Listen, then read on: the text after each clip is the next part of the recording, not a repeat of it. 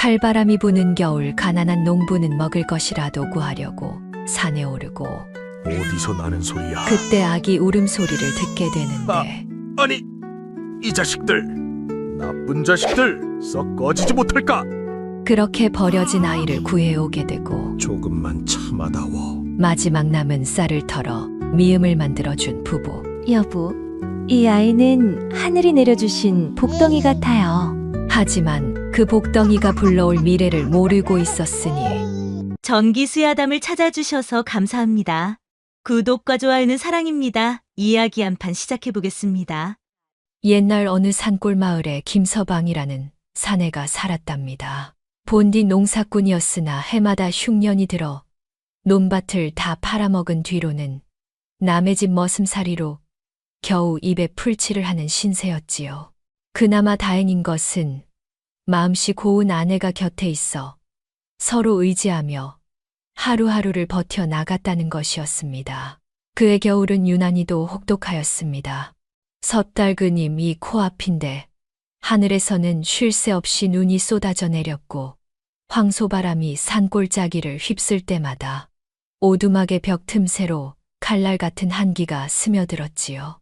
부부는 이불 한 채를 둘이 덮은 채 서로의 체온으로 간신히 밤을 넘기곤 하였습니다. 쌀독에는 바닥이 보일 만큼 쌀이 얼마 남지 않았고 부부는 며칠째 죽 한 그릇 제대로 못 먹은 채 버티고 있었지요. 여보, 이러다 우리 둘 다 굶어 죽겠소. 아내가 힘없이 말하자 김서방은 아무 대답도 하지 못한 채 고개만 끄덕였지요. 입술이 바짝 마른 아내의 얼굴을 차마 똑바로 볼 수가 없었습니다. 이튿날 새벽, 김서방은 이를 악물고 자리에서 일어났습니다. 굶어 죽기 전에 쾌감이라도 주워와야 불이라도 갬 수 있을 터였지요. 그는 해진 집신을 신고 지게를 지더니 허리춤에 작대기 하나를 꽂고서 눈 덮인 산으로 올라갔습니다. 바람이 어찌나 매서운지 눈을 제대로 뜰 수가 없었고 무릎까지 빠지는 눈길을 건노라니 숨이 턱턱 막혀왔습니다. 한참을 헤매던 김서방이 마른 가지 몇 개를 주워 지게에 얹으려는 순간이었습니다. 저 멀리 어둑한 소나무 숲 사이로 시퍼런 눈빛 여러 쌍이 번뜩이는 게 아니겠습니까? 늑대였습니다. 다 굶어 뼈만 앙상하게 남은 늑대. 대여섯 마리가 무언가를 에워싸고 낮게 으르렁거리고 있었지요. 김서방의 등골로 찬물이 쏟아지는 듯하였습니다. 이거 잘못 걸렸구나.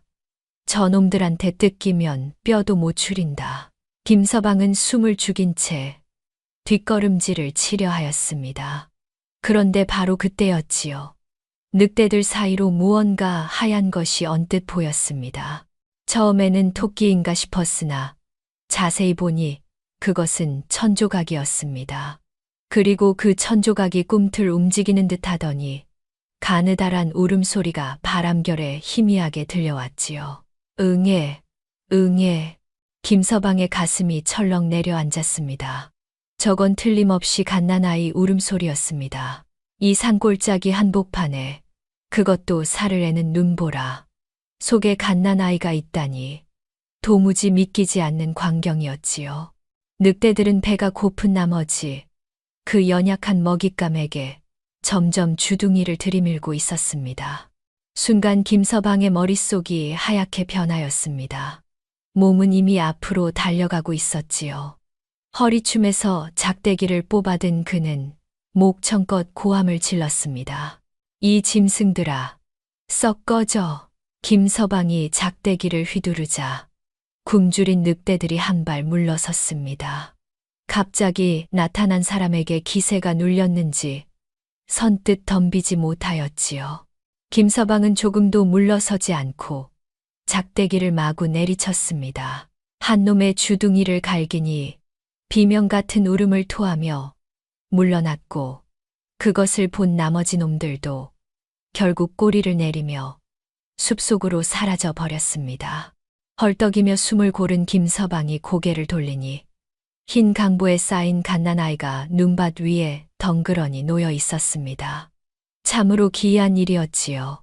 아이가 누워있는 자리만 동그랗게 눈이 녹아 있었고 그 작은 몸에서 희미한 온기가 피어오르는 듯하였습니다. 아이는 울음을 뚝 그치고 커다란 눈망울로 김서방을 빤히 올려다보았지요. 김서방은 한동안 멍하니 서 있었습니다. 이런 혹한에 버려진 아이가 아직 살아있다는 것도 기이하거니와 눈이 녹아있는 그 광경이 도무지 사람의 이치로는 설명이 되지 않았지요. 아이고, 이 엄동설 안에 누가 핏덩이를 버린 거요. 제 어미아비도 살기 힘들어 버린 목숨을 나 같은 거지가 어찌 살린단 말이냐. 김서방이 혼잣말을 중얼거리며 깊은 한숨을 내쉬었습니다. 당장 오늘 저녁 끼니도 걱정인 처지에 갓난 아이를 데려간들 무엇으로 먹인단 말입니까? 어차피 굶어 죽을 목숨이라면 차라리 모른 척하고 돌아서는 게 나을지도 모른다는 생각이 스쳐 지나갔지요. 김서방은 이를 악물고 발길을 돌렸습니다. 한 발, 두 발 눈을 밟으며 내려가려는데 등 뒤에서 까르륵 소리가 들렸지요. 고개를 돌려보니 아이가 작은 손을 허공에 뻗어 허우적거리고 있었습니다. 마치 김서방을 붙잡으려는 듯이 말이지요. 그 순간 아이의 눈망울과 김서방의 눈이 마주쳤습니다. 그 눈빛을 보는 순간 김서방의 발이 땅에 박힌 듯 움직이지 않았습니다. 그 까만 눈동자 속에는 원망도 없었고 두려움도 없었습니다. 다만 살고 싶다는, 살려달라는 간절함만이 맑은 샘물처럼 고여 있었지요. 그것을 본 김서방의 눈시울이 불현듯 뜨거워졌습니다. 에잇, 모르겠다. 김서방이 외치며 벗어 던지듯 지게를 내려놓고 다시 아이에게로 달려갔지요. 입고 있던 송저고리를 벗어 아이를 겹겹이 감싸더니 가슴팍에 품고서 산기를 미친 듯이 내달리기 시작하였습니다. 바람이 귀를 때리고 눈발이 얼굴을 핥히었으나 김서방은 조금도 멈추지 않았습니다. 조금만 버텨라. 핏덩아, 죽지만 마라. 김서방이 헐떡이며 내뱉자 아이는 마치 그 말을 알아듣기라도 한 듯 울지 않고 가만히 김서방의 품속에 얼굴을 파묻었지요. 해가 뉘엿뉘엿 질 무렵 김서방이 오두막 문을 벌컥 열고 들어섰습니다. 아내가 깜짝 놀라 벌떡 일어났지요. 여보, 그 품에 아는 게 뭐요? 아내가 묻자 김서방은 대답 대신 품속의 아이를 조심스레 꺼내 보여주었습니다.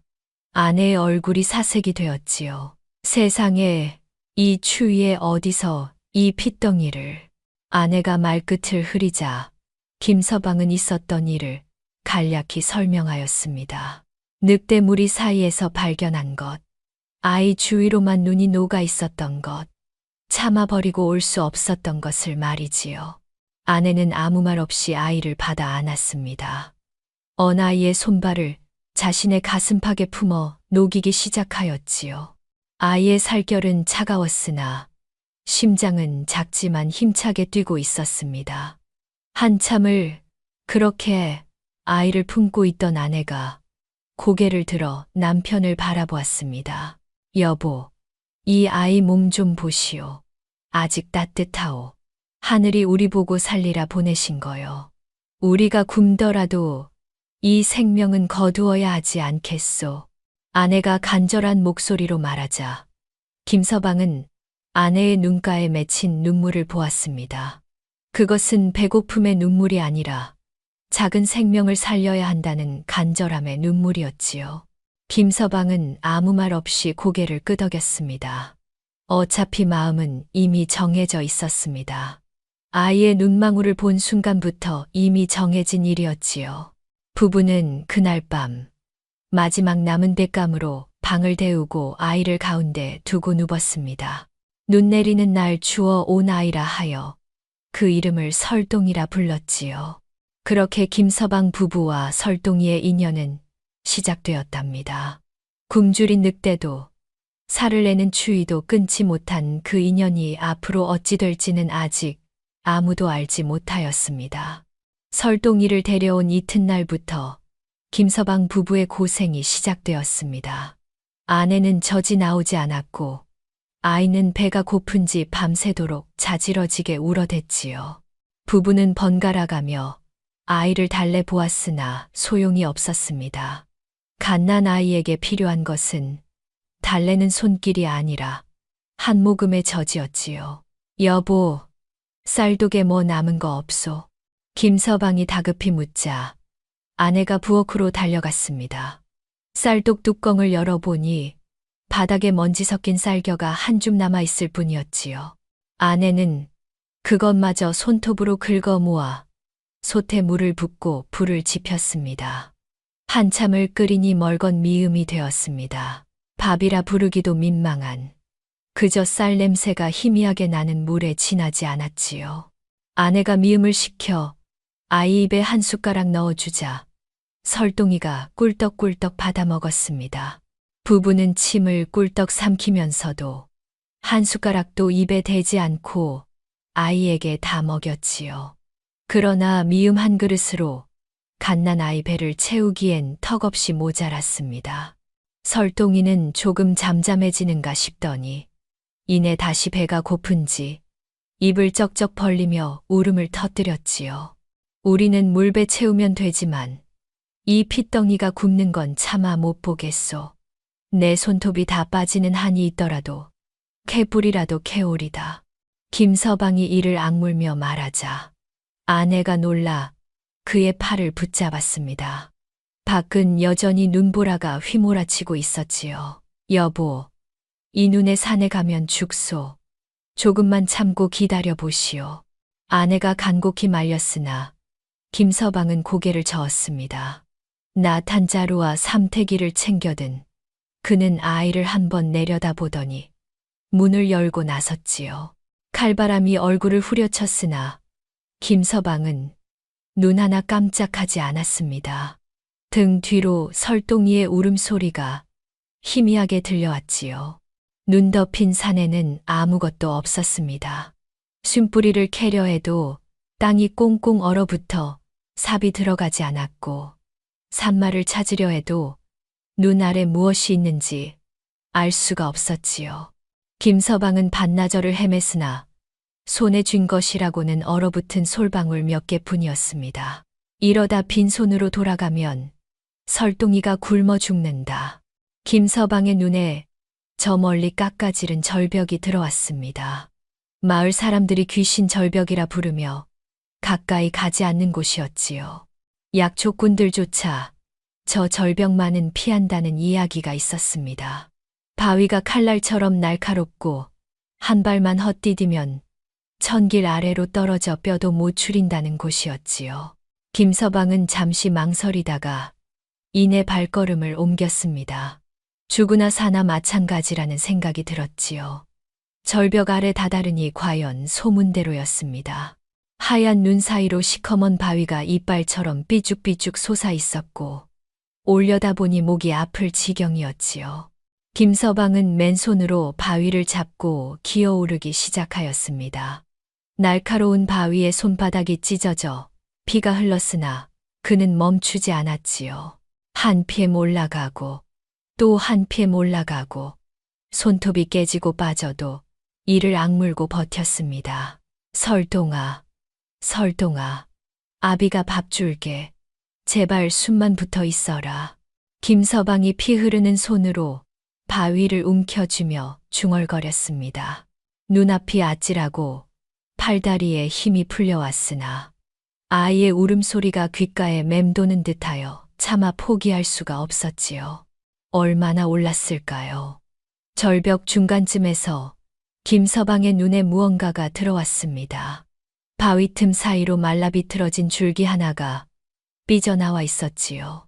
얼핏 보니 캔넝쿨 같았습니다. 김서방은 마지막 힘을 짜내어 그쪽으로 기어갔습니다. 떨리는 손으로 그 줄기를 붙잡고 캐기 시작하였지요. 땅이 얼어 좀처럼 파이지 않았습니다. 손톱 사이로 피가 배어나왔으나 김서방은 멈추지 않았지요.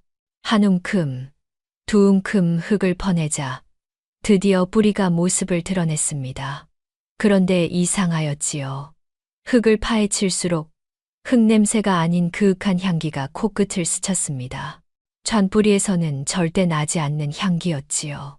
김서방이 뿌리를 조심스레 꺼내어 눈 위에 올려놓고 자세히 살펴보았습니다. 뿌리는 사람 모양을 하고 있었고 가느다란 수염 같은 잔뿌리가 촘촘히 달려 있었지요. 설마 하는 마음에 코를 대고 냄새를 맡으니 과연 말로만 듣던 그 향기가 났습니다. 이게 인내가 아니여. 설동아, 내가 아비를 살리는구나. 김서방이 놀라 외치며 그 뿌리를 가슴에 품었습니다. 틀림없는 산삼이었지요. 그것도 수영 길이로 보아 1000년은 넘었을 법한 천종 산삼이었습니다. 김서방은 기쁨과 두려움이 뒤섞인 마음으로 조심조심 절벽을 내려왔지요. 이튿날 김서방은 설동이를 포대기에 업고 장터로 향하였습니다. 산삼을 팔아 쌀을 사와야 했지요. 장터에 들어서자 낯선 사내 하나가 슬금슬금 다가왔습니다. 눈이 찢어지게 작고 입술이 얇은 것이 첫눈에 보기에도 믿음직스럽지 못한 인상이었지요. 이보시오, 손에 든 게 산삼이요. 어디 좀 봅시다. 사내가 능청스럽게 말하며 산삼을 낚아채듯 집어들었습니다. 이리저리 살펴보더니 코웃음을 쳤지요. 허, 이건 그냥 도라지 아니오. 산삼치곤 볼품이 없구려. 내 인심 써서 돈 단량에 사주리다. 사내가 능글맞게 웃으며 손을 내밀었습니다. 김서방은 산삼의 가치를 알지 못하였지요. 단량이면 쌀 몇 말은 살 수 있으니 혹하는 마음이 들었습니다. 그가 막 산삼을 넘기려는 순간이었지요. 으앙!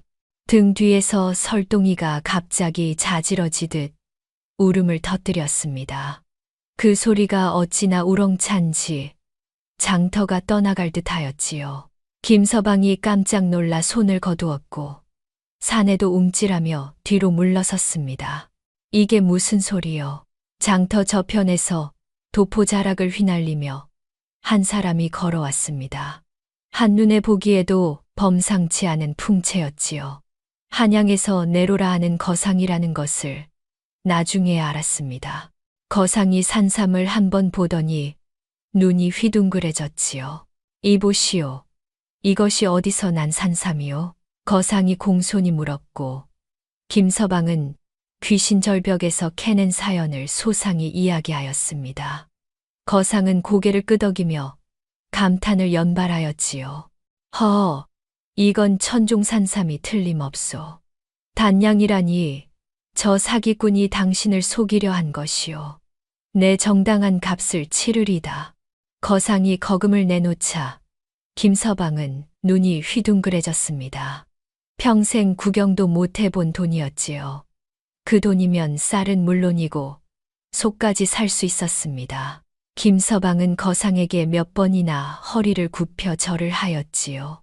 돌아오는 길에 김서방은 등에 업힌 설동이를 내려다보았습니다. 아이는 언제 울었냐는 듯이 방긋방긋 웃고 있었지요. 설동아, 네가 아비를 살렸구나. 네가 울지 않았으면 저 사기꾼에게 당할 뻔했어. 김서방이 아이의 볼을 어루만지며 말하자 설동이가 까르륵 웃음을 터뜨렸습니다. 그 웃음소리가 어찌나 맑은지 김서방의 가슴속까지 환해지는 듯하였지요. 그날 저녁 김서방네 오두막에서는 오랜만에 밥 짓는 냄새가 피어올랐습니다. 쌀밥에 고깃국까지 푸짐하게 차린 상을 받은 부부는 서로 얼굴을 마주보며 눈시울을 붉혔지요. 여보, 이게 다 설동이 복이요. 하늘이 우리한테 보낸 복덩어리가 틀림없소. 아내가 설동이를 꼭 껴안으며 말하자 김서방도 고개를 끄덕였습니다. 눈 내리는 날 주워 온 아이가 눈보라보다 더 큰 선물을 안겨준 것이지요. 그렇게 김서방 부부와 설동이의 새로운 삶이 시작되었답니다. 세월이 물 흐르듯 흘러 어느덧 3년이 지났습니다. 그 사이 김서방네 살림은 천지개벽이라 해도 과언이 아닐 만큼 달라졌지요. 허름한 오두막은 기와집으로 바뀌었고 쌀독은 언제나 넉넉하게 차 있었습니다. 김서방은 이제 5일장을 누비는 건어물 상인이 되어 이 장터 저 장터를 바쁘게 오가고 있었지요. 그런데 김서방에게는 남다른 버릇이 하나 있었습니다. 장사를 하러 갈 때면 언제나 설동이를 포대기에 업고 다녔지요. 3살배기 아이를 데리고 장사를 다니다 니 사람들은 고개를 갸웃거렸습니다. 집에 아내도 있는데 왜 굳이 아이를 업고 다니느냐고 물으면 김서방은 허웃기만 하였지요. 사실 김서방에게는 아무에게도 말하지 않은 비밀이 있었습니다. 장사를 할 때마다 등 뒤에 설동이 반응을 살피는 것이었지요. 물건을 살까 말까 망설일 때 고개를 돌려 아이를 보면 설동이가 방긋 웃으며 손을 뻗을 때도 있고 칭얼거리며 고개를 돌릴 때도 있었습니다. 김서방은 아이가 웃으면 사고 칭얼대면 사지 않았지요. 처음에는 우연이려니 하였습니다. 그런데 이상하게도 설동이가 좋아한 물건은 반드시 큰 이문을 남겼고 싫어한 물건은 어김없이 손해를 보았지요. 한두 번이 아니라 10번, 20번을 해봐도 틀리는 법이 없었습니다. 김서방은 그제야 깨달았지요. 눈 내리는 날 주워 온 이 아이가 예사 아이가 아니라는 것을 말이었습니다. 어느 날이었습니다. 김서방이 장터를 어슬렁거리는데 생선 좌판 앞에 사람들이 코를 막고 지나가는 것이 눈에 들어왔지요. 고개를 돌려보니 과연 생선에서 악취가 진동하고 있었습니다. 장사꾼이 얼굴을 찌푸리며 한숨을 쉬고 있었지요. 아이고, 이거 다 썩어 빠졌구먼. 오늘도 미찌는 장사로구나. 장사꾼이 푸념을 늘어놓자 주변 상인들이 킬킬 웃었습니다. 누가 저 썩은 생선을 사겠느냐는 것이었지요. 그런데 바로 그때였습니다. 등에 업힌 설동이가 갑자기 까르륵 웃으며 그 생선 쪽으로 손을 뻗는 게 아니겠습니까? 김서방은 잠시 망설였습니다. 아무리 봐도 썩은 생선이었지요. 그러나 지금까지 설동이가 틀린 적이 없었습니다. 김서방은 이를 악물고 주머니에서 돈을 꺼냈지요. 그 생선 다 내가 사겠소. 김서방이 말하자 장터가 술렁였습니다. 상인들이 어이없다는 표정으로 수군거렸지요. 김서방, 그 썩은 생선을 왜 사나? 돈이 썩어나오? 한 상인이 비아냥거리자 김서방은 씩 웃으며 대답하였습니다. 우리 설동이가 좋다지 않소. 나는 내 눈보다 우리 아들 웃음을 더 믿소. 상인들은 미친놈이라는 듯이 고개를 절레절레 흔들었지요. 그런데 웬걸, 그 생선은 썩은 것이 아니었습니다. 겉만 상했을 뿐 속은 멀쩡하였지요. 김서방이 생선을 손질해서 말린 뒤 내다 팔았더니 없어서 못 팔 지경이었습니다. 결국 김서방은 그 생선으로 10배가 넘는 이문을 남겼지요. 이런 일이 한두 번이 아니었습니다.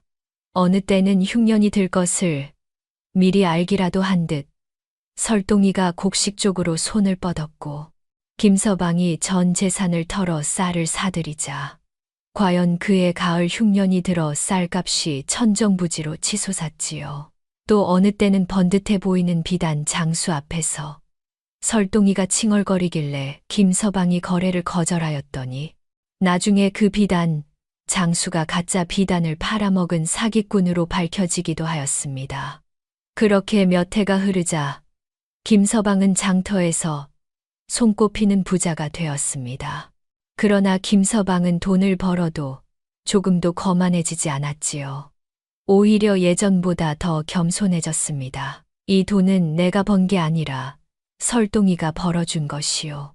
내가 잘나서 부자가 된 게 아니니 으스댈 일도 아니지요. 김서방은 입버릇처럼 이렇게 말하였습니다. 그리고 그 말을 실천에 옮겼지요. 장터에서 장사를 마치면 늘 국밥집에 들러 거지들에게 국밥을 사주었고 동네에 끼니를 거르는 집이 있으면 쌀을 한 말씩 보내주었습니다. 어느 겨울날이었지요. 장터 한 구석에 누더기를 걸친 거지 서너 명이 추위에 벌벌 떨며 웅크리고 있었습니다. 김서방은 그 모습을 보자 발길을 멈추었지요. 3년 전 자신의 모습이 눈앞에 아른거렸습니다. 굶주림에 시달리며 아내와 함께 물로 배를 채우던 그 시절 말이었지요. 김서방은 국밥집으로 가서 국밥 5그릇을 시켜 거지들 앞에 내려놓았습니다. 거지들이 눈이 휘둥그레져서 절을 하였지요. 아이고 어르신, 이 은혜를 어찌 갚으리까. 거지 하나가 연신 고개를 조아리자 김서방은 손사래를 쳤습니다. 많이들 드시오. 다 우리 설동이 복이 넘쳐서 드리는 거니 고마우면 나 말고 우리 아들한테 절하시오. 김서방이 등에 업힌 설동이를 가리키자 거지들이 아이를 향해 넙죽 절을 하였습니다. 설동이는 영문을 모르는 듯 까르륵 웃기만 하였지요. 그 모습을 본 장터 사람들이 감탄하였습니다. 저 사람 좀 봐. 돈을 벌어도 겸손하기가 옛날 그대로야. 인심이 후하기로 치면 저 양반 따라올 사람이 없지. 사람들은 김서방을 인심 좋은 부자라 부르며 칭송하였습니다. 어느새 김서방 주위에는 사람들이 모여들기 시작하였지요. 장사꾼들은 김서방과 거래하기를 원하였고 동네 사람들은 김서방을 어른으로 모시게 되었습니다. 그러나 김서방은 늘 조심하였습니다. 설동이가 벌어준 재물이니 설동이를 위해 써야 한다는 생각을 한시도 잊지 않았지요. 번 돈의 절반은 꼬박꼬박 아이 앞으로 모아두었고 나머지 절반은 살림에 쓰거나 어려운 이웃을 돕는 데 썼습니다. 설동아, 이 돈은 내가 자라서 쓸 돈이다. 아비가 한 푼도 축내지 않고 모아둘 테니 걱정 말아라.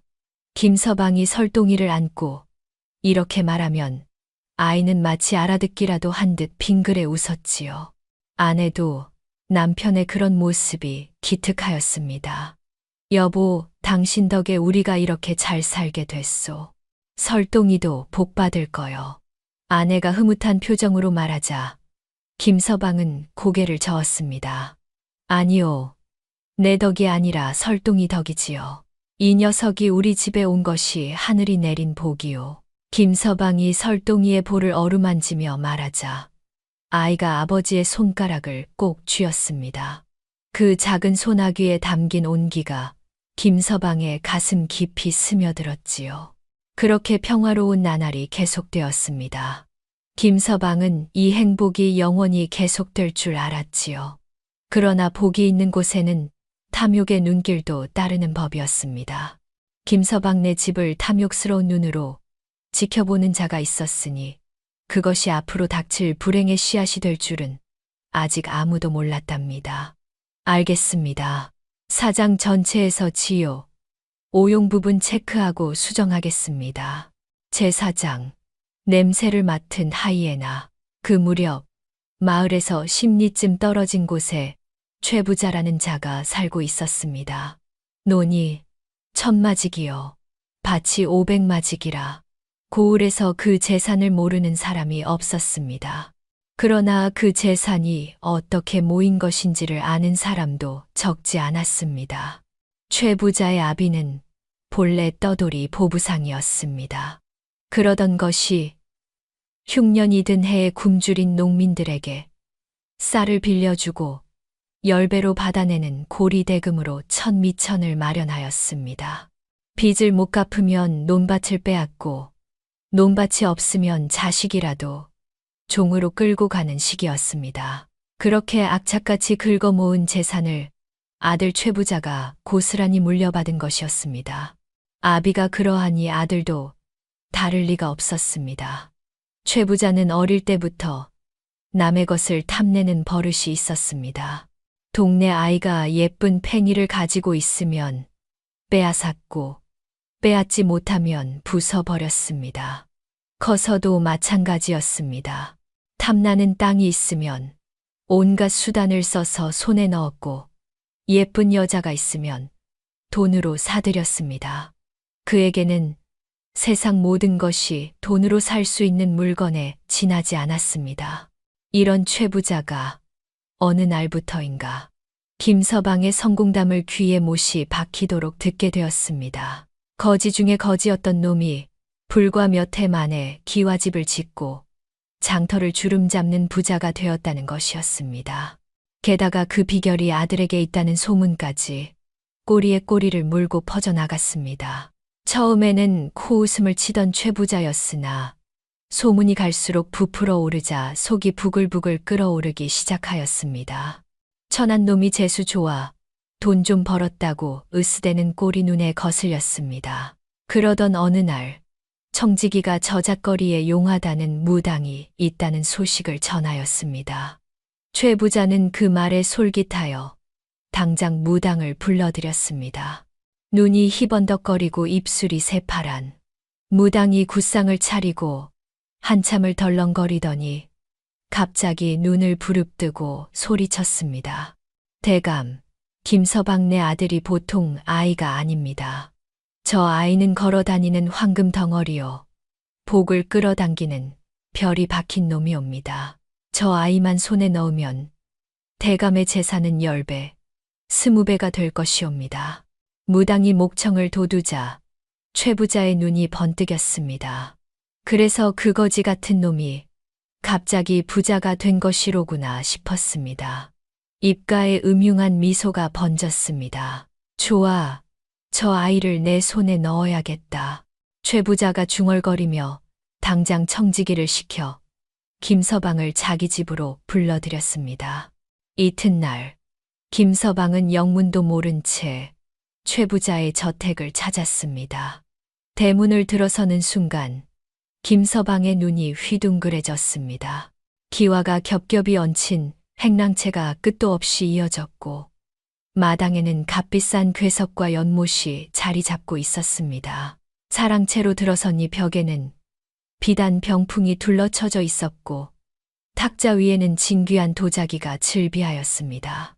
한눈에 보기에도 김서방네 집과는 비교가 되지 않는 북이었습니다. 그러나 김서방은 그 화려함이 오히려 불편하였습니다. 이 모든 것이 남의 피와 땀을 짜서 모은 것이라는 소문을 익히 들은 터였습니다. 어딘가 모르게 음산한 기운이 서린 듯한 느낌을 지울 수가 없었습니다. 최 부자는 상다리가 휘어지게 음식을 차려놓고 웃는 낯으로 김서방을 맞이하며 이런저런 덕담을 늘어놓았습니다. 그러나 그 웃음이 어딘가 기름지고 느글거려 마음이 놓이지 않았습니다. 술잔을 몇 순배 돌리더니 최 부자가 슬그머니 본론을 꺼냈습니다. 김서방, 자네 아들 설동이가 영특하다며 내 눈에도 범상치 않아 보이던데 어떤가? 그 아이를 내 양자로 들이면? 최 부자가 눈을 반짝이며 물었습니다. 김서방은 양자라는 말에 순간 얼굴이 굳어졌습니다. 무슨 뜻이냐고 되묻자 최 부자는 품속에서 논문서를 꺼내 탁자 위에 펼쳐놓았습니다. 자네 같은 천한 상놈 밑에서 크기엔 그 아이가 너무 아깝지 않은가. 내 양자로 들이면 비단옷 입히고 글 공부시켜 벼슬 길에도 올려주겠네. 그 대신 논백맞이기를 자네에게 주지. 최 부자가 능글맞게 웃으며 문서를 밀어 놓았습니다. 백맞이기면 평생 놀고 먹어도 남을 땅이었습니다. 최 부자는 당연히 김서방이 혹할 줄 알았습니다. 지금껏 그래 왔으니까요. 돈 앞에 무릎 꿇지 않은 사람을 본 적이 없었습니다. 그러나 김서방은 그 문서를 거들떠보지도 않았습니다. 최 부자, 지금 내 아들을 사겠다는 겁니까? 김서방의 목소리가 차갑게 가라앉자 최 부자가 손사래를 쳤습니다. 사다니, 그게 무슨 험한 말이냐며 좋은 데서 키워주겠다는 것을 왜 그리 나쁘게 받아들이느냐고 능청을 떨었습니다. 자네 형편에 그 아이 뒷바라지가 되겠느냐며 은근히 비아냥거리기까지 하였습니다. 김서방은 속이 부글부글 끓어올랐습니다. 이 자의 속셈이 뻔히 보였습니다. 아이를 복덩어리로 여기고 제 욕심을 채우려는 것이 아니겠습니까? 김서방은 벌떡 일어나 논문서를 집어들더니 바닥에 팽개쳐 버렸습니다. 여보시오 최 부자, 당신 눈엔 이 아이가 돈덩어리로 보일지 몰라도 내 눈엔 목숨이요. 천하를 준대도 내 새끼랑은 못 바꾸니 썩 비키시오. 김서방이 호통을 치자 최 부자의 얼굴이 시뻘겋게 달아올랐습니다. 눈이 뒤집어지고 이마에 핏줄이 돋았습니다. 평생 이런 모욕을 당해본 적이 없었습니다. 하인들이 문 밖에서 웅성거렸으나 김서방은 아랑곳하지 않았습니다. 씩씩거리는 최 부자를 뒤로하고 성큼성큼 사랑채를 나서 버렸습니다. 두고 보자 이놈아, 내까지 천한 놈이 나를 무시해. 내가 반드시 갚아주마. 최 부자가 이를 갈며 내뱉었으나 김서방의 등은 이미 멀어지고 있었습니다. 집으로 돌아온 김서방은 아내에게 있었던 일을 소상히 이야기하였습니다.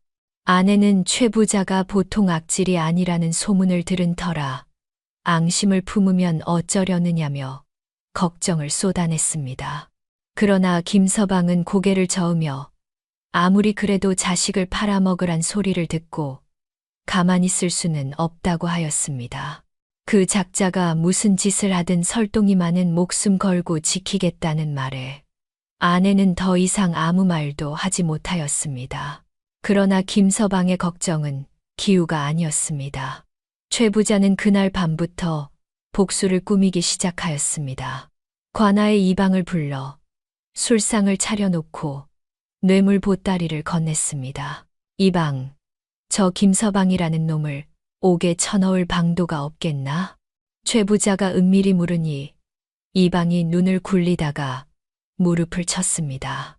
저놈이 3년 전에 아이를 주워왔다 하지 않느냐며 그걸 유괴라 하면 그만이라고 하였습니다. 남의 집 아이를 훔쳐다 종으로 부려먹었다고 고발장을 넣으면 관에서야 누구 편을 들겠느냐는 것이었습니다. 하하, 그거 좋구나. 아이는 내가 데려오고 저놈은 자네가 처리하게. 일이 잘 되면 저 논문서는 자네 몫일세. 최 부자가 논문서를 흔들자 이방의 눈이 휘둥그레졌습니다. 두 사람은 악랄한 웃음을 주고받으며 미략을 맺었습니다. 촛불 그림자가 일렁이는 사랑채에서 검은 모이가 무르익는 동안 아무것도 모르는 김서방네 집에서는 설동이의 맑은 웃음소리가 울려 퍼지고 있었습니다. 평화로운 그 집 위로 먹구름이 몰려오고 있다는 것을 아직 아무도 눈치채지 못하였답니다. 며칠 뒤 이른 아침부터 김서방네 집 앞이 시끄러워졌습니다. 포졸대 6명이 몰려와 대문을 쾅쾅 두드리며 호통을 쳤습니다. 김서방이란 놈 당장 나오너라. 남의 집 아이를 유괴한 죄로 관아에서 잡아들이러 왔다. 김서방이 황급히 뛰어나왔습니다. 아내는 설동이를 품에 꼭 껴안은 채 사색이 되어 있었습니다. 김서방이 억울함을 호소하였으나 포졸들은 귀담아 듣지 않았습니다. 이미 뇌물을 받은 자들이었으니 들을 리가 만무하였습니다. 시끄럽다. 변명은 관아에 가서 해라. 우두머리 포졸이 소리치며 김서방의 멱살을 움켜잡았습니다. 김서방이 버둥거리며 저항하자 다른 포졸들이 우르르 달려들어 팔을 비틀어 꺾었습니다. 그 와중에도 김서방은 아내와 설동이 쪽을 바라보며 악을 썼습니다. 나는 아무 죄도 없소. 그 아이는 내가 눈밭에서 주워온 내 아들이란 말이요. 김서방이 발버둥을 칠수록 포졸들은 더욱 거칠게 굴었습니다. 곤장으로 등짝을 후려치니 김서방이 비명을 지르며 땅바닥에 쓰러졌습니다. 아내가 울부짖으며 달려들었으나 포졸 하나가 가로막고 밀쳐버렸습니다. 설동이는 두고 가라. 저 아이는 피해자니까 최 부자 댁에서 보살필 것이다. 포졸이 설동이를 아내의 품에서 낚아채려 하자 아내가 두 팔로 아이를 감싸 안고 물러섰습니다. 그러나 포졸 둘이 달려들어 아내의 팔을 억지로 벌리고 아이를 빼앗아 갔습니다. 아내가 땅바닥에 나뒹굴며 울부짖었습니다. 안 돼요. 이 아이는 내 아들이요. 제발 데려가지 마시오. 아내의 처절한 외침에 설동이가 두 팔을 허우적거리며 울음을 터뜨렸습니다. 아버지, 어머니, 설동이의 울음소리가 마을 전체에 울려 퍼졌습니다. 포박당한 채 끌려가던 김서방이 그 소리를 듣고 미친 듯이 몸부림쳤습니다. 포졸 서너시 매달려도 억누르기 힘들 만큼 무서운 기세였습니다. 설동아, 아비가 반드시 데리러 갈 테니 조금만 참아라. 설동아, 김서방의 절규가 하늘을 찔렀으나 포졸들은 아랑곳하지 않았습니다. 아이를 아는 포졸은 최부자 댁으로, 김서방을 끌고 간 포졸들은 관하로 발길을 돌렸습니다. 평화롭던 김서방네 집은 순식간에 아수라장이 되어 버렸습니다. 마당에는 아내의 통곡 소리만이 처량하게 울려 퍼졌습니다. 그날 저녁, 설동이는 최부자의 저택으로 끌려왔습니다. 최부자는 아이를 데려오라 시켜놓고도 막상 얼굴을 보자 눈살을 찌푸렸습니다. 울음을 그치지 않는 아이가 시끄럽기도 하거니와 혹여 아이 때문에 자기 복이 달아날까 걱정이 되었던 것입니다. 시끄러워. 이놈을 당장 광에 가두어라. 창문 하나 없는 곳으로.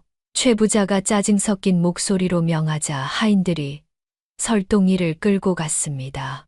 저택 뒤편 구석에 있는 허름한 광이었습니다. 창문이라고는 손바닥만 한 구멍 하나뿐이었고 안은 칠흑같이 어두웠습니다. 하인들이 아이를 거친 멍석 위에 내팽개치고 자물쇠를 채워버렸습니다. 이튿날 아침 최부자가 광 앞에 나타났습니다. 문틈으로 웅크리고 있는 설동이를 내려다보며 차갑게 내뱉었습니다. 너는 이제 내 돈 기계야. 숨도 크게 쉬지 마라. 내 복이 나간다. 설동이는 대답도 하지 않았습니다. 밤새 울다 지쳐 눈이 퉁퉁 부어 있었습니다. 최 부자는 코웃음을 치며 돌아섰습니다. 그날부터 설동이에게는 하루에 딱 한 끼, 그것도 쉬어 빠진 밥 한 덩이와 짠지 한쪽만 주어졌습니다. 그런데 이상한 일이 벌어지기 시작하였습니다. 설동이가 들어온 바로 다음 날, 최 부자의 비단 창고에서 난리가 났습니다. 창고지기가 새파랗게 질린 얼굴로 달려와 보고하였습니다. 대감, 큰일 났습니다. 비단에 좀이 슬었습니다. 최 부자가 황급히 창고로 달려가 보니 과연 끔찍한 광경이 펼쳐져 있었습니다. 값비싼 비단 수백 필이 하룻밤 사이에 누더기가 되어 있었습니다. 좀벌레가 갉아먹은 것도 있고 원인 모를 얼룩이 번진 것도 있었습니다. 코를 찌르는 곰팡내가 진동하였습니다. 이게 어찌 된 일이냐. 최 부자가 비명을 질렀으나 이미 때는 늦었습니다. 비단은 한 필도 건질 수 없을 지경이었습니다. 그것이 시작이었습니다. 이튿날에는 곳간에서 비명 소리가 터져 나왔습니다. 쌀독 뚜껑을 여는 순간 검은 구더기가 폭포처럼 쏟아져 나왔던 것입니다. 쌀이고 보리고 모조리 썩어 악취가 진동하였습니다. 하인들이 기겁을 하며 달아났습니다. 대감 귀신입니다. 틀림없이 귀신이 씌었습니다. 하인이 벌벌 떨며 말하자 최 부자의 얼굴이 파랗게 질렸습니다. 그러나 이 욕심쟁이는 반성은커녕 엉뚱한 대로 분노를 돌렸습니다. 벌떡 일어나 광으로 달려갔습니다. 자물쇠를 열고 문을 박차니 설동이가 구석에 웅크리고 있었습니다. 최 부자가 아이의 멱살을 움켜잡고 들어 올렸습니다. 이놈, 내가 복을 불러온다더니 이게 뭐냐. 내 비단, 내 쌀, 내 이놈 밥을 처먹였더니 감히 배신을 해? 최 부자가 포효하듯 소리치며 손을 번쩍 들어 올렸습니다. 설동이의 뺨을 후려치려는 것이었습니다. 아이는 눈을 질끈 감고 고개를 돌렸습니다. 바로 그 순간이었습니다. 어디선가 거센 바람이 불어와 최 부자의 손을 쳐냈습니다. 동시에 광 안에 있던 등잔이 스르르 꺼지더니 사방이 칠흑같이 어두워졌습니다. 최 부자가 화들짝 놀라 뒤로 물러섰습니다. 뭐냐? 누구냐? 최 부자가 악을 썼으나 대답은 없었습니다. 다만 싸늘한 한기가 등골을 훑고 지나갈 뿐이었습니다. 최 부자는 혼비백산하여 광을 뛰쳐나왔습니다. 문을 닫고 자물쇠를 채우는 손이 사시나무 떨듯 떨렸습니다. 귀신이다. 저놈한테 귀신이 붙었어. 최 부자가 중얼거리며 저택 안으로 도망치듯 들어갔습니다. 그러나 탐욕의 눈이 먼 자가 어찌 쉽게 욕심을 버리겠습니까? 아이를 풀어줄 생각은 하지 않았습니다. 오히려 더 깊은 곳에 가두고 아이의 입에 풀칠도 못하게 할 궁리를 하였습니다. 그날 밤 최 부자의 저택 위로 먹구름이 몰려들었습니다. 천둥이 치고 번개가 내리꽂혔습니다. 하늘마저 노한 듯 비바람이 휘몰아쳤습니다. 그 와중에도 광 안에 갇힌 설동이는 아버지와 어머니를 그리며 작은 목소리로 흐느끼고 있었습니다. 한편 옥에 갇힌 김서방은 설동이 걱정에 잠을 이루지 못하였습니다. 차가운 옥바닥에 누워 천장을 바라보며 이를 악물었습니다. 반드시 살아서 나가리라. 반드시 설동이를 되찾으리라. 다짐하고 또 다짐하였습니다. 그 간절한 마음이 하늘에 닿았는지 머지않아 뜻밖의 일이 벌어지게 될 터였습니다. 그로부터 며칠이 지났습니다. 옥에 갇힌 김서방은 날마다 설동이 걱정에 잠을 이루지 못하였습니다. 차가운 옥바닥에서 뒹굴며 아이의 이름을 부르다 지쳐 잠이 들고 잠이 들면 또 악몽에 시달리며 깨어나기를 반복하였습니다.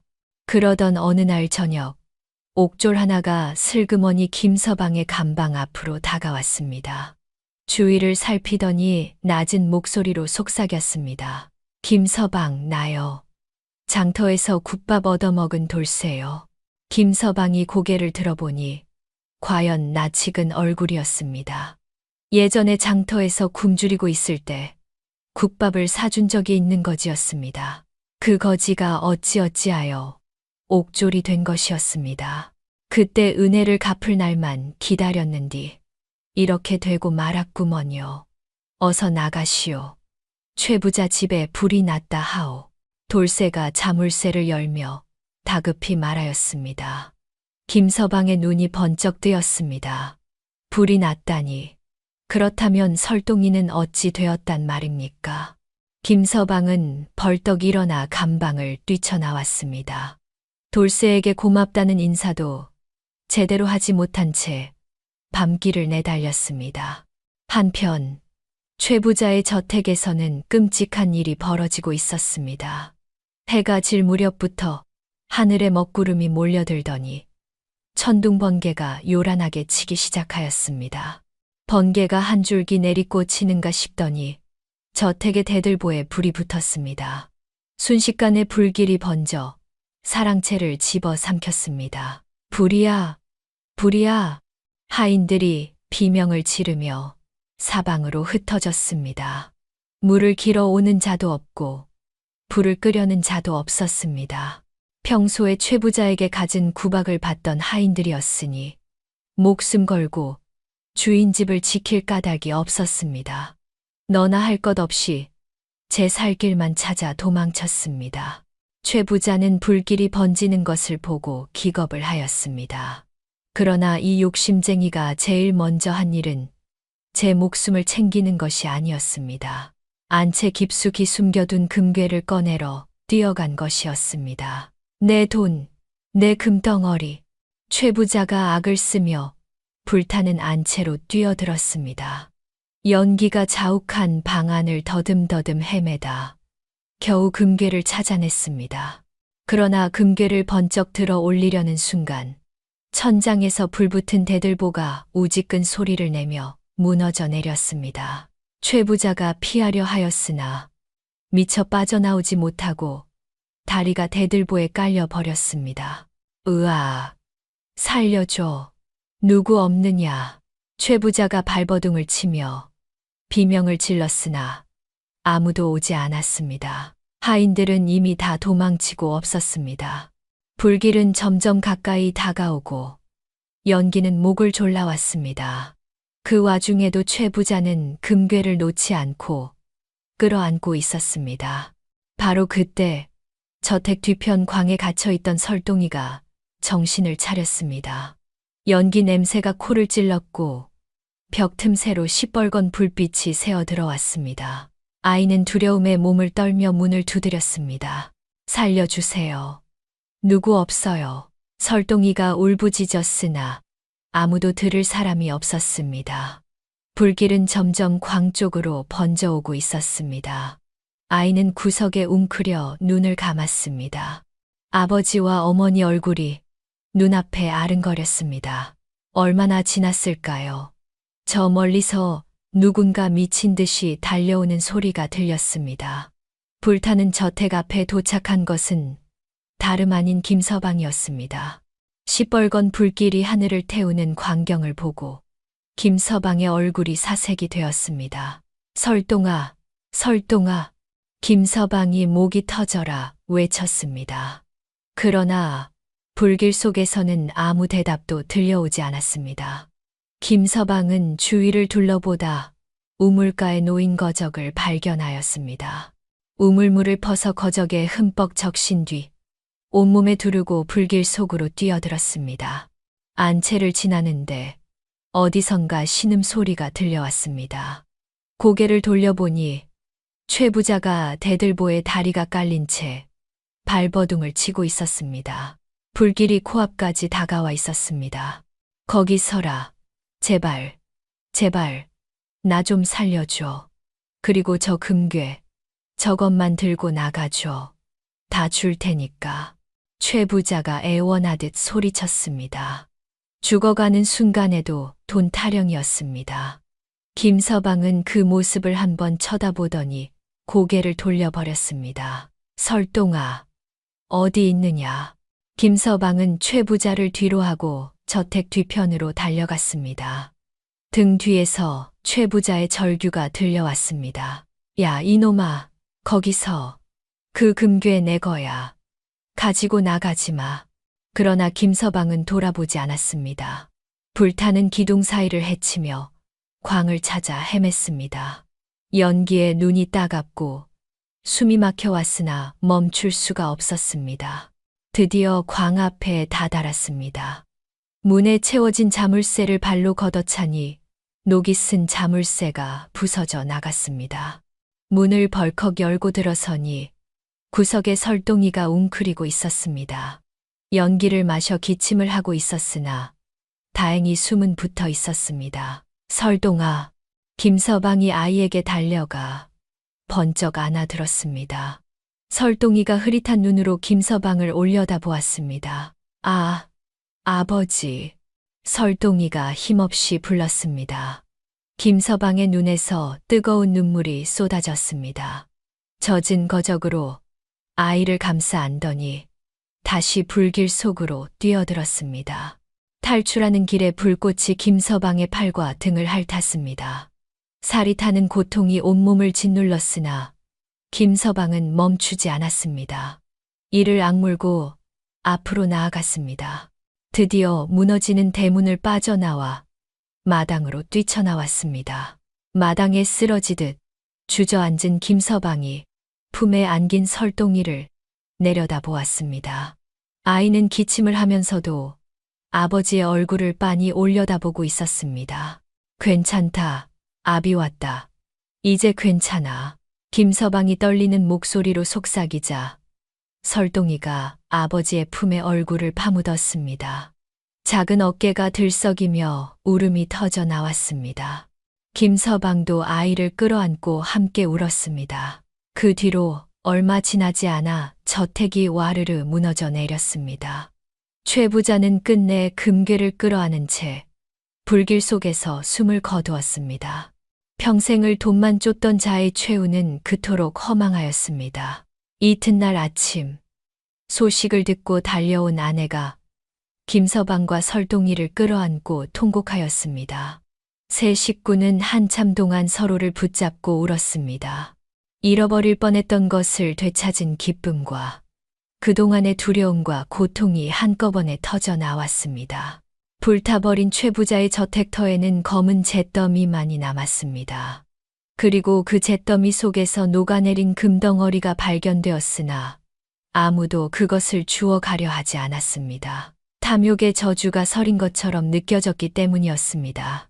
그날 밤, 김서방은 설동이를 품에 안고 깊은 잠에 빠져들었습니다.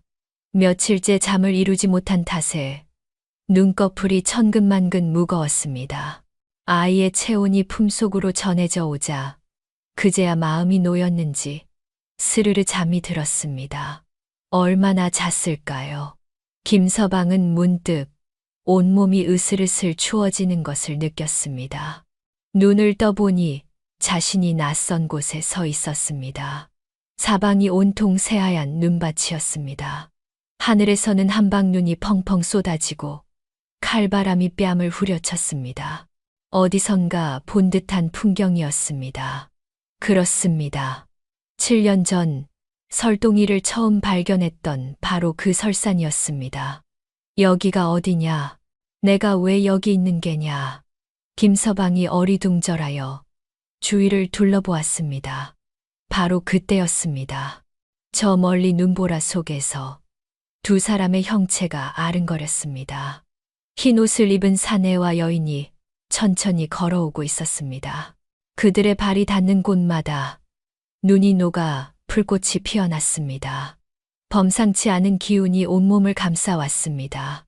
두 사람이 김서방 앞에 이르자 갑자기 무릎을 꿇고 엎드렸습니다. 김서방이 깜짝 놀라 뒷걸음질을 쳤습니다. 아니, 이게 무슨 짓이오? 어르신들이 왜 내게 절을 하시오? 김서방이 황급히 부축하려 하자 사내가 고개를 들었습니다. 그 얼굴을 보는 순간 김서방의 가슴이 덜컥 내려앉았습니다. 그 눈매가, 그 이목구비가 설동이와 너무도 닮아 있었습니다. 당신이 우리 아이를 살려준 은인이시오. 여인이 눈물을 글썽이며 물었습니다.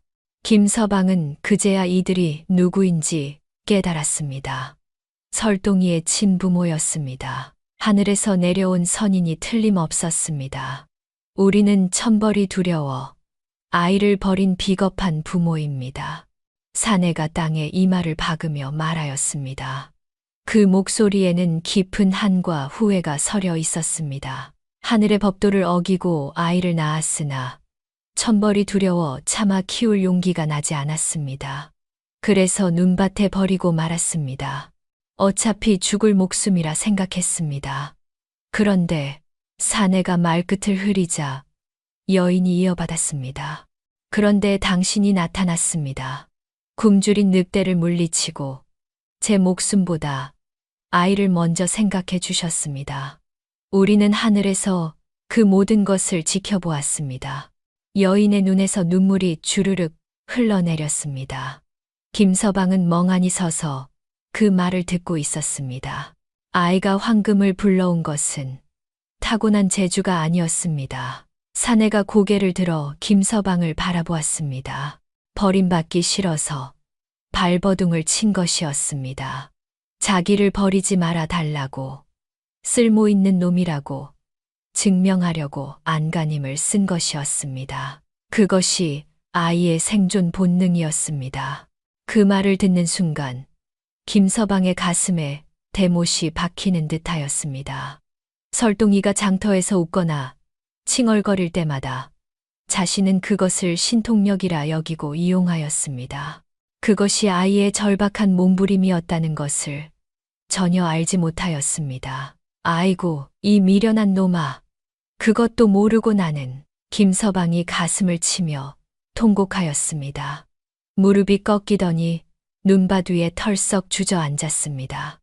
눈물이 비 오듯 쏟아졌습니다. 선인 부부가 김서방 앞에 다가와 다시 한번 깊이 엎드렸습니다.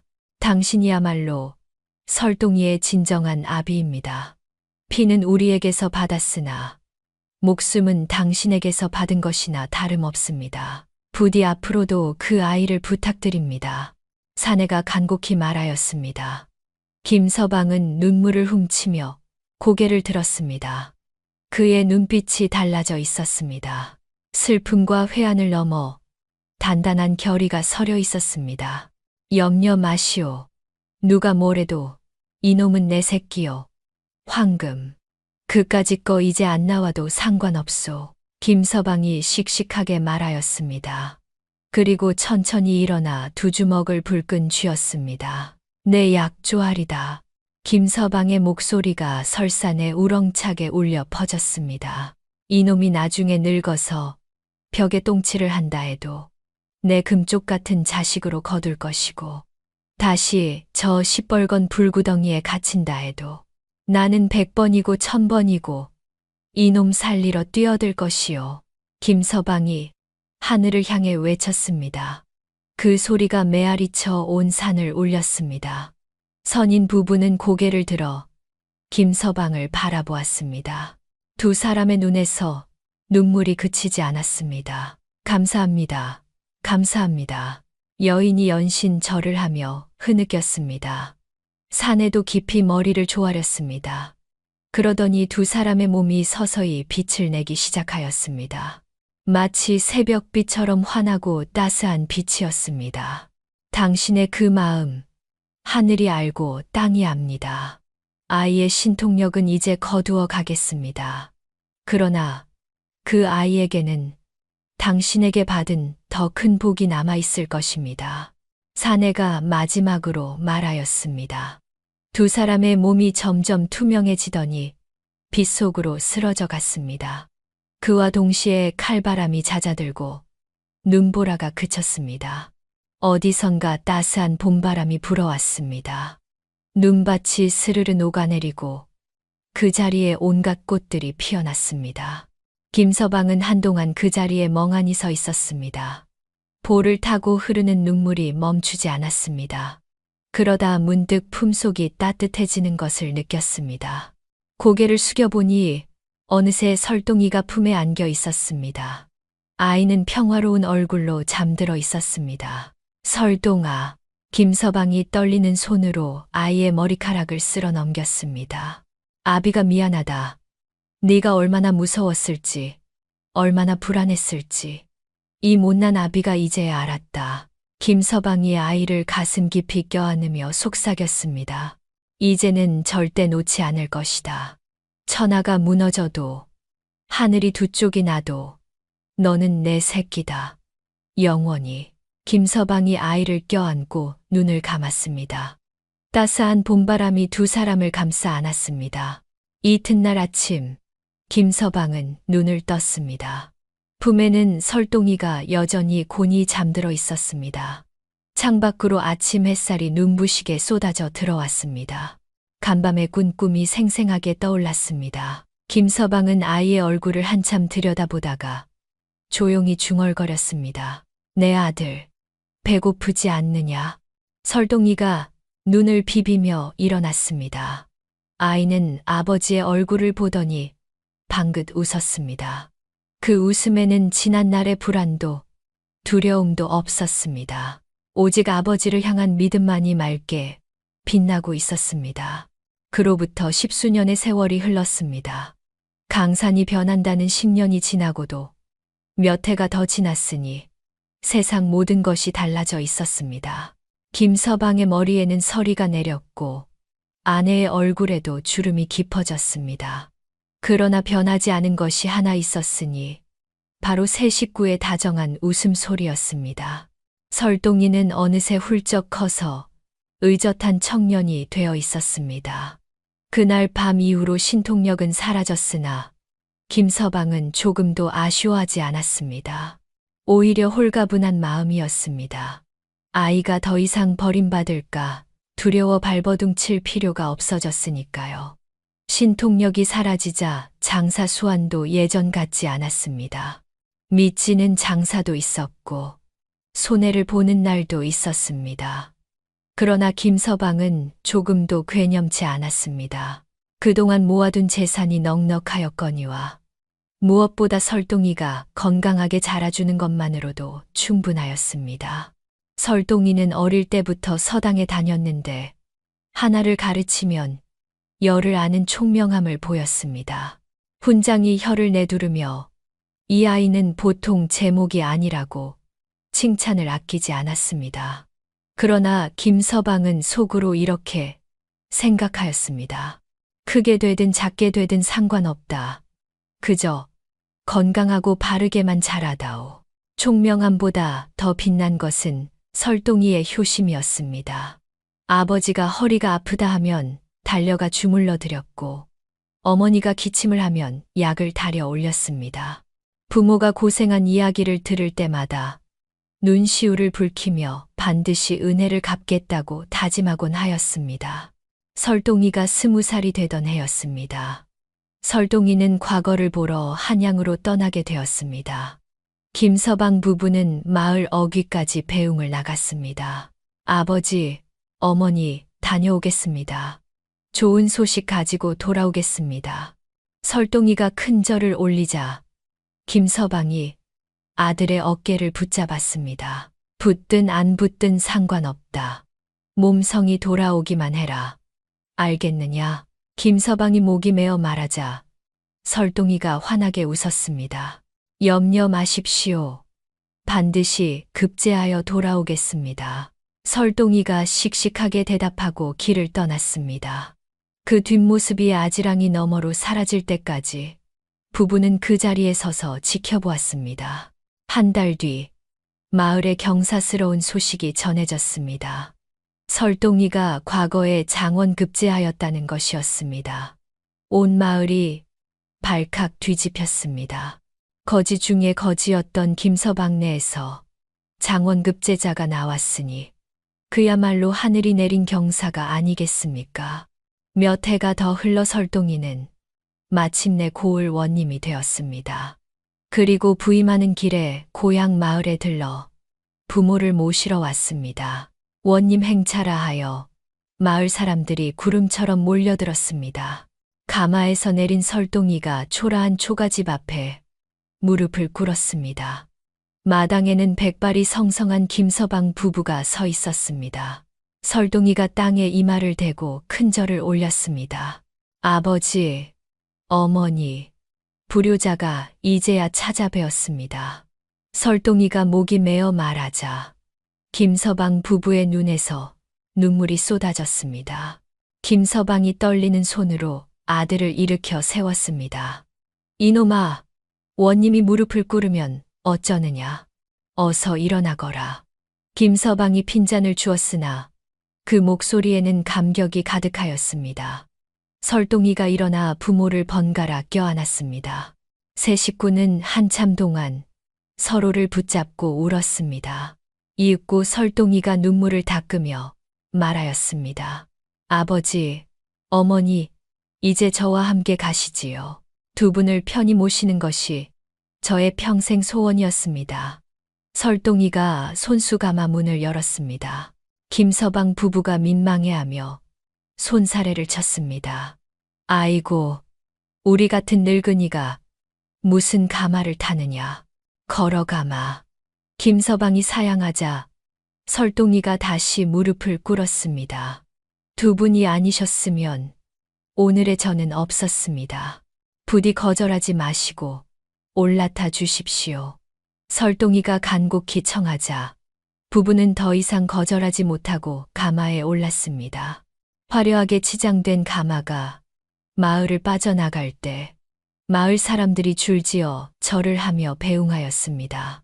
가마가 고갯마루에 이르자 김서방이 창을 열어 밖을 내다보았습니다. 저 멀리 노을이 붉게 타오르고 있었습니다.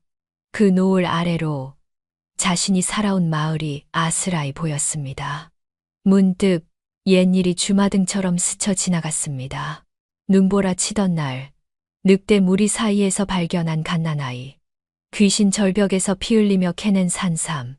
아이를 업고 누비던 장터. 불길 속에서 아이를 껴안고 뛰쳐나오던 그 밤. 그리고 꿈속에서 맹세하던 그 순간. 여보, 무슨 생각을 그리 하시오? 아내가 다정하게 묻자 김서방은 고개를 저으며 빙그레 웃었습니다. 아무것도 아니요. 그저 참 잘 살았구나 싶어서 그렇소. 김서방이 대답하자 아내도 미소를 지었습니다. 가마 밖에서 설동이의 목소리가 들려왔습니다. 아버지, 어머니, 불편하신 데는 없으십니까? 설동이가 물었습니다. 김서방이 창밖으로 아들의 얼굴을 내려다보았습니다. 늠름하게 자란 아들의 모습에 가슴이 뭉클하였습니다. 불편한 게 어디 있겠느냐. 네가 곁에 있으니 세상에 부러울 것이 없다. 김서방이 말하자 설동이가 환하게 웃었습니다.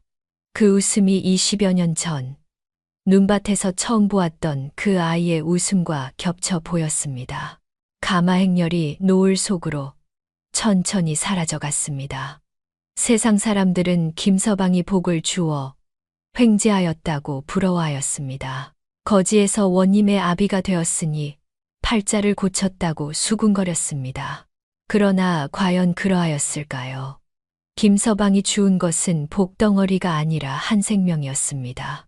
굶어 죽을지도 모르는 처지에 제 목숨보다 아이를 먼저 생각하였고 천하를 준데도 바꿀 수 없다며 호통을 쳤으며 시뻘건 불구덩이에 제 몸을 던졌습니다. 그 마음이 아이를 살렸고 그 마음이 아이를 키웠으며 그 마음이 마침내 이 모든 복을 불러온 것이었습니다. 어쩌면 진정한 복이란 하늘에서 뚝 떨어지는 것이 아닐 터입니다. 제 것을 나누고 제 마음을 쏟고 제 목숨까지 걸 줄 아는 사람에게 찾아오는 것이 아니겠습니까? 피 한 방울 섞이지 않은 아이를 가슴으로 품은 김서방. 그 마음이야말로 세상에서 가장 큰 복이었답니다.